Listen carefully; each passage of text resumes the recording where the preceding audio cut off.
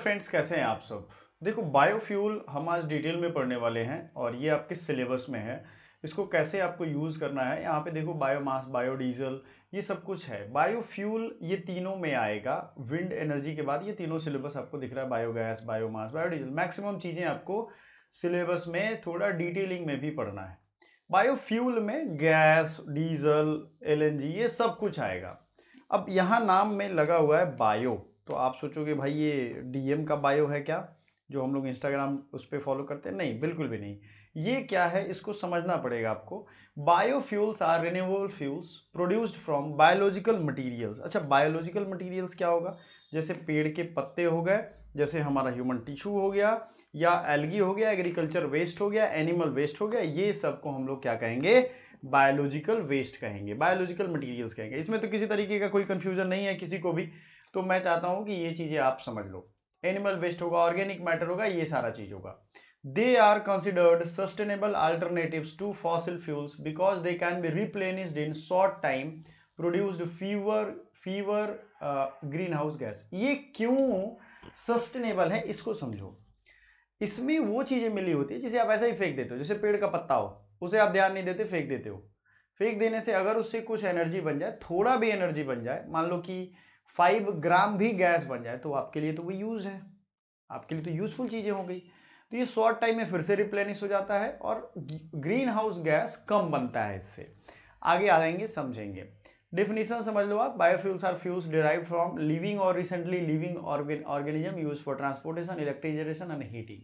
किसी भी चीज में ये यूज कर सकते हैं, चाहे वो इलेक्ट्रिसिटी जनरेट करें या ट्रांसपोर्टेशन करें, इन सब में।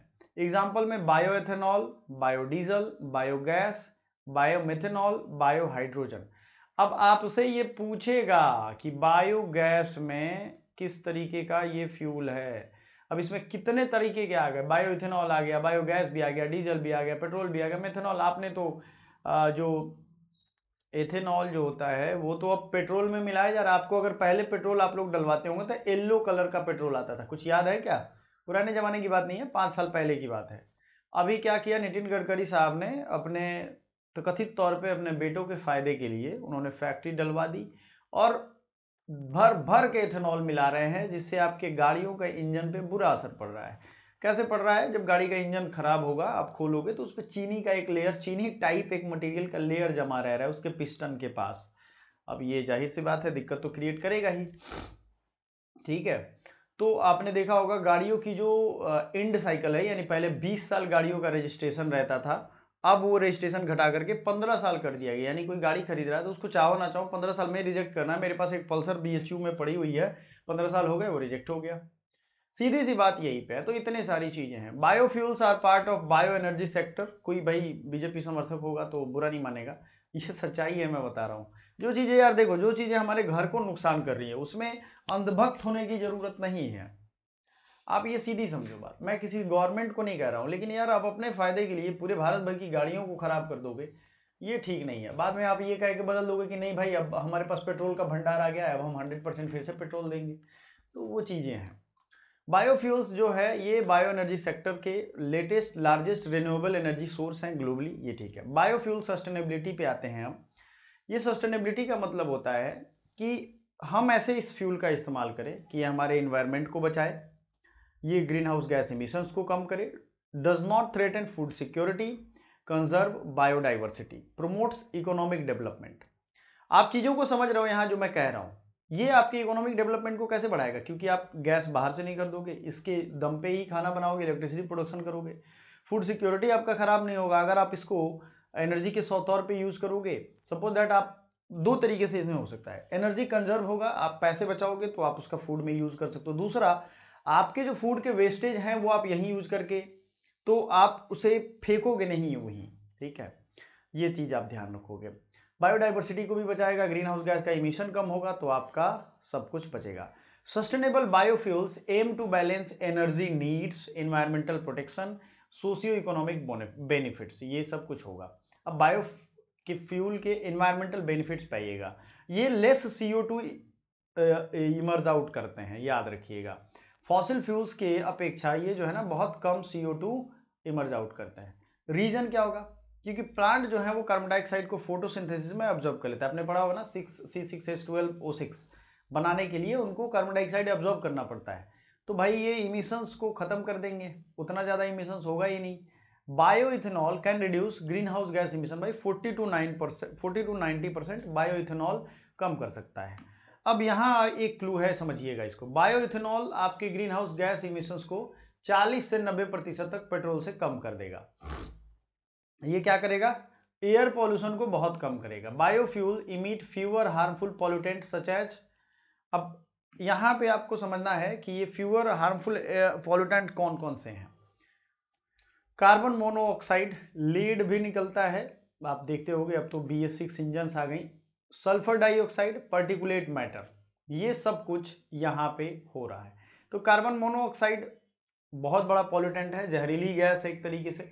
सल्फर डाइऑक्साइड, जो सल्फर आपने ताजमहल वाला केस सुना होगा उसका है। और particulate matter PM2.5 to PM10 ये सब होते हैं जो दिल्ली परेशान है, पूरी दिल्ली एक तरीके से। दिल्ली के लोग मर ही रहे हैं रोज, वो जी नहीं रहे हैं। वो कितना भी अच्छा खाएं पिए, कुछ नहीं होने जाना है उससे, क्योंकि हवा जब गंदा लोगे तो कितने साल, 10 15 20 साल। और कम उम्र में हार्ट अटैक का सबसे बड़ा कारण गंदा हवा है। लोगों को समझ में आता है कि अरे इस कारण से हार्ट अटैक, अरे उस कारण से थोड़ी आया यार। हवा भी साफ नहीं पियोगे लोगे तो हार्ट अटैक तो आएगा ही। Therefore, they improve air quality and reduce urban pollution, reduced global warming. Because of lower greenhouse gas emissions, biofuels help mitigate climate change and global warming. Lower greenhouse gas emissions की वजह से आपको समझा रहे हैं, ये याद रखिएगा, गर्मी कम बढ़ेगी। ग्लोबल वार्मिंग कुछ नहीं, गर्मी बढ़ेगी। और एक तरफ गर्मी बढ़ेगी ना तो बरसात भी बढ़ेगा, दूसरी तरफ बहुत उल्टी सीधे असर पड़ते हैं इसके। ठीक है, तबीयत हेल्थ पे बहुत बुरा असर पड़ता है, फीमेल हेल्थ पे ज़्यादा बुरा असर पड़ता है।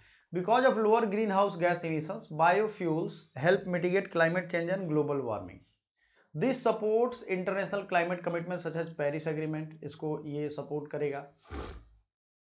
Biodegradable and non-toxic. Biofuels are biodegradable, meaning they break down naturally and cause less environmental damage compared to petroleum fuels. Biodegradable जो नॉन टॉक्सिक फ्यूल्स हैं, सबसे अच्छा बात क्या होता है उसमें कि ये लेस हार्मफुल होते हैं। जैसे मान लेते हैं oil spills of biodiesel are less help. अब हमने समुद्र पे आपने सुना होगा कि ऑयल टैंकर को किसी ने डुबा दिया, तो सारे उसके ऑयल जो हैं वो सी साइड पे फैल गए। अब ये सी साइड पे जब फैल गया तो आप ऐसा समझो उसको, वो तो बड़ी नुकसान करेगा। लेकिन ये अगर बायोडिग्रेडेबल बायोडीजल है तो वो फैल भी जाएगा, चूंकि वो बायोलॉजिकली बन रहा है। यानी मान लो मरीन में भी जो एलिमेंट है वो बायोलॉजिकल एलिमेंट है मरीन इकोसिस्टम में, तो ये भी है और वो भी है। अब ये दोनों के डीजल में आप देखोगे तो वो डिजोल्व हो सकता है, ठीक है, उसको मछलियां खा सकती है। लेकिन अगर ये रेगुलर वाला जो केरोसिन टाइप होता है इसको करोगे तो ये डिजोल्व नहीं होगा।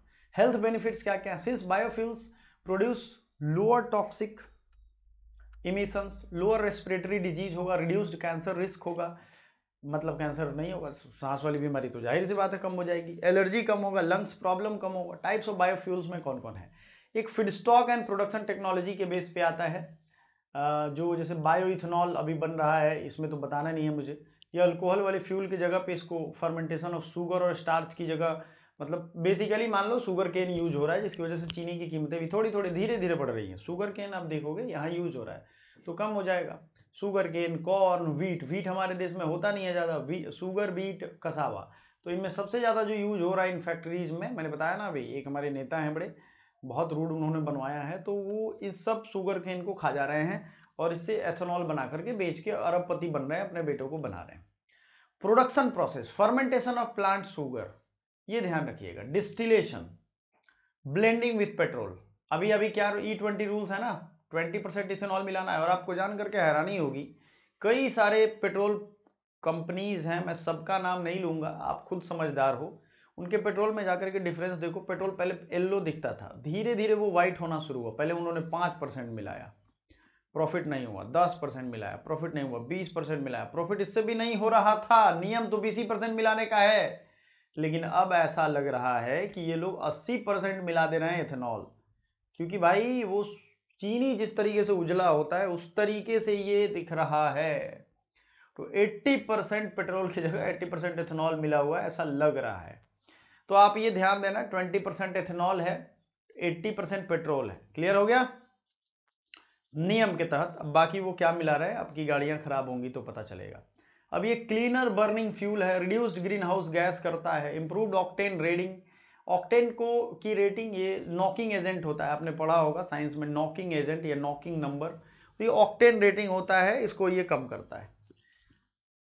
ठीक है, तो E20 रूल्स आप समझ गए हो। ग्लोबल लीडर्स इसमें भी हम नहीं है। पिछले 400 सालों में 2-4 ही चीजें होंगी जिसको इंडिया ने बनाया है, इन्वेंशन किया है। हमारे साइंटिस्ट, हमारे इंजीनियर्स कुछ नहीं करते हैं, मजबूरी है उनको, क्योंकि हमारा देश अभी भी पिछड़ा साबित करने में लगा हुआ है।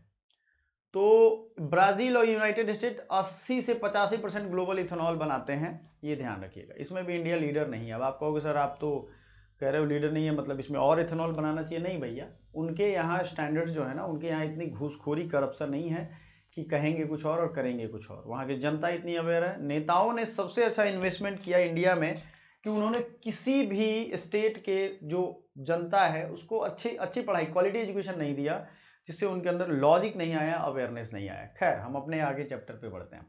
Biodiesel is a renewable diesel substitute produced from vegetable oils और एनिमल फैट्स।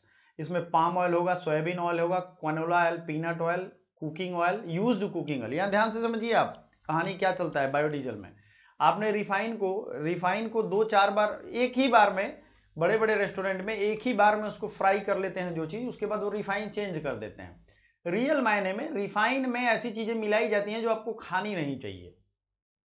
आपने कभी नोटिस किया होगा, रिफाइन वाली चीजें जब आप खा रहे हो तो अगले दिन आपको सर्दी जुकाम या इस तरीके की डिजीज हो ही रही है, क्योंकि आप एक तरीके से पेट्रोल को पचा रहे हो। ठीक है, तो यूज्ड जो रिफाइन है या यूज्ड जो ऑयल है उसमें दोबारा खाना नहीं बनाना चाहिए। नया तेल गिराइए, नया खाना बनाइए, खत्म कहानी। तो इसको बायोडीजल में आप यूज कर सकते हो, इन सब चीजों का यूज होगा। अब आपसे ये पूछा जा सकता है कि इसमें क्या क्या यूज होगा। आप अगर इस पे 50 MCQ करना चाहते हो तो हमें एक बार आंसर कर दीजिए, हमें एक बार व्हाट्सएप कमेंट कर दीजिए। इस पे बेस्ड आप MCQ प्रैक्टिस सीट आपके पास है, आप इस पे कर सकते हो। Used cooking oil, animal fats, ये सब होगा। प्रोडक्शन प्रोसेस क्या होता है, ट्रांसस्टरिफिकेशन होता है, chemical reaction of oil with alcohol, ये करवा के बनाते हैं। अब ये वर्ड जो है ट्रांस स्टरिफिकेशन, स्टर होता है, स्टर आपने सुना होगा ना, स्टर, इस पे बेस्ड ये है। तो इससे ये होगा, ऑयल एंड अल्कोहल को ऐड करके बनाएंगे। Compatible with diesel engines, produces less smoke, improve lubrication, ऐसा इनका दावा है, क्योंकि ऑयल ही है भाई, इसमें तो होगा ही। ये ग्लोबल प्रोडक्शन 1 बिलियन गैलन्स है, इससे काम हो जाए। Biogas is produced by anaerobic digestion of organic waste. Biogas समझिएगा, जैसे गोबर गैस जिसे कहते हैं, ये आप पहले भी पढ़ चुके हो। एनिमल डंग, एग्रीकल्चर रेसिड्यू होगा, इसमें फूड वेस्ट होगा, म्युनिसिपल वेस्ट होगा, ये सारा चीज जो होगा ये क्या होगा, बायोगैस होगा। मेन गैसेज इसमें है मेथेन 50 to 70%, कार्बन डाइऑक्साइड ये भी होगा इसमें, cooking fuel, electricity generation, transport fuel, bio CNG ये होता है। अब यहां आपको एक चीज समझना, बायोगैस को मैंने बड़ी शॉर्टकट में पढ़ा दिया। आपके पास बहुत सारे तरीके हैं। आप बायोगैस NCERT टाइप करोगे, होमवर्क थोड़ा लेते चलिए, छोटा सा चैप्टर 10, 20, 50 लाइन का होगा, पढ़ लेना, आपको थोड़े से और कॉन्सेप्ट क्लियर हो जाएंगे। मोटा मोटी यही बात है जो मैंने आपको बताया अभी। ठीक है, किसी भी बच्चे को मैं ये क्लियर बता दूं, animal dung, agricultural residue, food waste, municipal waste, ये सब आपके बायोगैस के सोर्सेज हैं। मेन गैस है जिसमें 50 से 70% कार्बन डाइऑक्साइड होता है, और कुकिंग फ्यूल, इलेक्ट्रिसिटी जनरेशन इसमें यूज हो सकता है। आपने गैस से खाना बनते सुना होगा, बिल्कुल, उसके टैंक होते हैं, टैंक से वो गैस रिलीज होता है। ट्रांसपोर्ट फ्यूल बायो CNG होगा। Algae biofuel, algaes are microscopic plant capable of producing large quantity of oil. कुछ ऐसे एल्गी प्लांट हैं जो बायोफ्यूल या ऑयल प्रोड्यूस कर रहे हैं, जैसे आपको आएगा आगे नाम, टेंशन ना लो। एक्सट्रीमली हाई यील्ड होते हैं, ये CO2 को फ्यूल में बदल देते हैं, क्योंकि पेड़ है ना, पेड़ क्या करता है, CO2 को एनर्जी में बदलता है, ये फ्यूल में बदल देगा। और ये फूड क्रॉप से कंपीट भी नहीं करता है, और वेस्ट वाटर में प्रोडक्शन उसका हो सकता है। Some algae species store natural oils that can be converted into biodiesel. Other biofuel sources, biofuels can also be produced from coffee grounds, animal dung, agricultural waste, municipal waste, forestry residue, jatropha plant, sugar cane, bagasse. अब यहां समझिए, biofuel जो होता है ये कौन सी चीज़ों से बन सकता है या कहाँ कहाँ बन सकता है। तो आपसे जब ये पूछेगा ना मिक्स क्वेश्चन में, तो मैं मजाक नहीं कर रहा हूँ, आपसे एक भी क्वेश्चन नहीं बनेगा इसमें, क्योंकि देखो कितने सारे इसमें इसके प्रोडक्शन साइट्स हैं, ये प्रोडक्शन सोर्सेज हैं। आपको कुछ भी याद नहीं रहेगा, आपको ऑप्शन ऐसे दे देगा कि आप कंफ्यूज, आप अभी लाइटली ले रहे हो ना, बाद में रोते हुए निकलोगे तब समझ में आएगा। तो बायोफ्यूल्स के अदर ये सोचे, जट्रोफा एक प्लांट बहुत आपने सुना होगा, एनसीईआरटी में भी पढ़ा होगा और अधिकतर प्रोफेसर एनसीईआरटी फॉलो करते हैं। जट्रोफा क्यूरास कर्कस नाम है इसका। Plant is widely used in biodiesel production, can grow on wasteland, require less water, high oil content seeds, ये इसके एडवांटेज होते हैं। जट्रोफा प्लांट बायोडीजल में यूज होता है। फॉर्म्स ऑफ बायोडीजल में, बायोफ्यूल में प्राइमरी फ्यूल होता है, जैसे आप देखो firewood, wood chips, wood pellets, agriculture residue, ये होता है नेचुरल सोर्सेज से डायरेक्ट मिल रहा है। ये रूरल एनर्जी सिस्टम में आप देखते होंगे लकड़ी से वहाँ खाना बनाते हैं, ये सब वहाँ मिल जाएगा। सेकेंडरी में जो प्रोसेसिंग करना पड़ता है, जैसे बायो इथेनॉल हमने फैक्ट्री में बनाया, बायोडीजल हमने फैक्ट्री में बनाया, बायोमेथेनॉल बनाया, बायो हाइड्रोजन बनाया, बायो ईथर्स बनाया, रीफॉर्मुलेटेड गैसोलीन भी बनाया। बात समझ में आ रहा है? सेकेंडरी बायोफ्यूल है ये। There are These are used in modern transportation and power generation. Advantages of biofuels: renewable energy sources. Biofuels are renewable because biomass can be regrown quickly. Improves energy life. अब इसमें आपको समझा देते हैं, ये energy life बढ़ाता है, ये बेटर ल्यूब्रिकेशन के लिए यूज होता है, इंजन के वियर एंड टीयर को कम करता है, ऐसा इनका दावा है। अब इन लोगों ये लोग सही चीज सही मात्रा में मिलाए तब। नॉन टॉक्सिक एंड बायोडिग्रेडेबल, ये तो आपने पढ़ लिया। Lower sulphur, lower carbon dioxide, lower carbon monoxide emit करते हैं। जब ये इमर्ज आउट कम करेंगे या इमीट कम करेंगे तो इन्वायरमेंट सेफ होगा। दुख इस बात की है ना कि ये सारा कुछ हो रहा है, उसके बावजूद इंडिया के, दिल्ली की हालत छोड़ दो, इंडिया के मोस्ट छोटे छोटे शहर भी पॉल्यूटेड हैं। बात समझ में आ रहा है आपको? Energy balance, energy output compare to fossil energy use. Biofuels can produce 3.2 energy for every 1 unit of fossil fuel. ये एनर्जी का बैलेंस है, ये आप देख सकते हो सीधा, कौन ज़्यादा कर रहा है कम कर रहा है, ये आप समझदार हो। रूरल डेवलपमेंट में बायो फ्यूल प्रोडक्शन क्या क्या कर सकता है? एम्प्लॉयमेंट, बायोफ्यूल के प्रोडक्शन में प्लांट लगेंगे या आप घर पे भी करोगे, 2-4 लोग तो चाहिए। Income for farmers, agriculture diversification, agriculture income से आप डाइवर्सिफाई हो सकते हो, वेस्ट मैनेजमेंट कर सकते हो। Biofuels can convert waste into useful energy, agricultural waste, bio energy. Challenges of biofuel sustainability, food versus fuel debate, higher food prices, food shortages, ये एक यहाँ पे है चैलेंज हैं आज के ज़माने में, फूड वर्सेस फ्यूल। अब अभी कैसे मैं कह रहा हूँ आपको समझाओ। अभी जब ये इथेनॉल वाली पॉलिसी नहीं लागी थी, चीनी था 40 रुपये, पिछले 10 सालों में हमको लग रहा है ये चीनी 40-42 के आसपास ही था। इथेनॉल आने से धीरे धीरे चीनी का रेट बढ़ रहा है, जैसे ये 40 से 42 हुआ, 43 हुआ, 44 हुआ, 45 हुआ, अभी 46, 48 ऐसे करके चल रहा है। तो कहानी यहाँ क्या है? तो भाई फूड जरूरी है, यानी शुगर जरूरी है, हालांकि शुगर भी बेकारी है, शरीर आपका खत्म कर देगा शुगर, या आपका फ्यूल जरूरी है? मेरे हिसाब से दोनों में बैलेंस जरूरी है। Corn used for ethanol production, corn आप कर सकते हो, मक्का वगैरह। Land use changes, large scale biofuel plantations can lead to deforestation, loss of biodiversity हो सकता है भाई। वाटर कंजम्पशन भी बढ़ेगा, बायोफ्यूल्स क्रॉप जो है लार्ज अमाउंट ऑफ वाटर उनको चाहिए, तभी वो बायोफ्यूल यानी कि वो प्लांट ग्रो हो पाएंगे। जैसे गन्ने की खेती हो गई, उससे हाई प्रोडक्शन कॉस्ट, बहुत ज़्यादा इसमें पैसे लगते हैं, अलगी को उगाने में बहुत ज़्यादा एक्सपेंसिव पूरा ये टेक्निक है। ये एसर्शन रीजन या लॉन्ग जो आप स्टेटमेंट वाइज क्वेश्चन देखते हो ना, उसमें ये पूछा जाएगा। Biofuel developments in India, biofuel development India promotes biofuel to enhance energy security and reduce oil imports. Major policy में नेशनल पॉलिसी एंड बायोफ्यूल्स, की टारगेट में एथेनॉल ब्लेंडिंग रेट 20% बाई 2025, तो हो ही चुका है। Promotion of 2G ethanol plants. अब यहाँ मेजर बायोफ्यूल प्रोग्राम्स में एथेनॉल ब्लेंडेड पेट्रोल प्रोग्राम चल रहा है, सतत स्कीम बायो सीएनजी प्रोडक्शन के लिए, सतत याद रखिएगा, SATATA, हिंदी में इसको सतत कहते हैं। वेस्ट टू एनर्जी प्रोजेक्ट्स, ये होता है। Global importance of biofuels, biofuels play an important role in climate change mitigation, energy security, sustainable development, rural economic growth, ये होता है बायोफ्यूल के इंपॉर्टेंस। इंटरनेशनल ऑर्गेनाइजेशन जो बायोफ्यूल को इनहेंस करती है यानी प्रमोट करती हैं, international energy agency, international renewable energy agency, conclusion आप यहाँ पढ़ सकते हो, आप खुद होशियार हो। मॉक टेस्ट प्रैक्टिस करिए, स्टडी मटेरियल लीजिए, ये सारा चीज़ कंप्लीट करिए। अभी हमने सिर्फ ये इंग्लिश में रखा है, हिंदी वाले बच्चे होंगे तो हिंदी वाली चीज़ें मिलेंगी उनको, टेंशन नहीं लेना है। Thank you so much.